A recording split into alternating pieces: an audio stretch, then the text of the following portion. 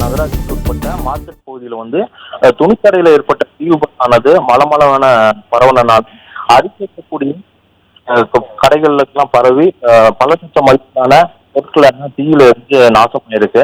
அதாவது நீலகிரி மாவட்டம் குன்னூர் நகராட்சிக்கு சொந்தமான மார்க்கெட் பகுதியில வந்து ஏராளமான கடைகள் வந்து செயல்பட்டு வந்துட்டு இருக்கு. இங்கு பார்த்தோம் அப்படின்னா தினசரி சந்தை, ஜவுளி வியாபாரம், வீட்டு உபயோகப் பொருட்கள், நகைக்கடைகள் என எண்ணற்ற கடைகள் வந்து செயல்பட்டு வந்துட்டு இருக்கு. இந்த நிலையில இன்று நள்ளிரவு நேரத்தில் வந்து திடீரென குன்னூர் நகராட்சியில செயல்பட்டு வந்துட்டு இருக்கக்கூடிய ஒரு துணிக்கடையில வந்து தீ விபத்தானது ஏற்பட்டிருக்கு. அப்போது வந்து அந்த மார்க்கெட் பகுதியில் செயல்பட்டு வந்திருக்க அந்த கடையில பற்றின தீ வந்து அருகே இருந்த கடைகள் எல்லாம் பரவி வந்து தீ வந்து மலமளவென பரவியது.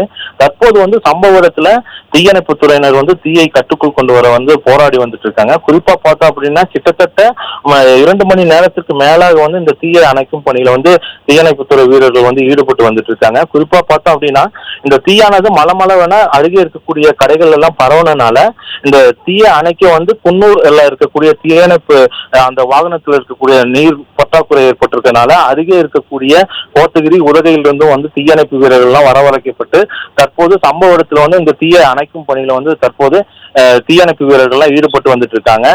முதற்கட்டமாக வந்து இந்த தீயானது மலமளவென அருகே இருக்கக்கூடிய கடைகள்ல பரவி இருக்கிறதுனால குன்னூர்ல இருக்கக்கூடிய குறிப்பிட்ட சில பகுதிகளில் வந்து மின்சார துண்டிப்பும் வந்து நிறுத்தி வச்சிருக்காங்க.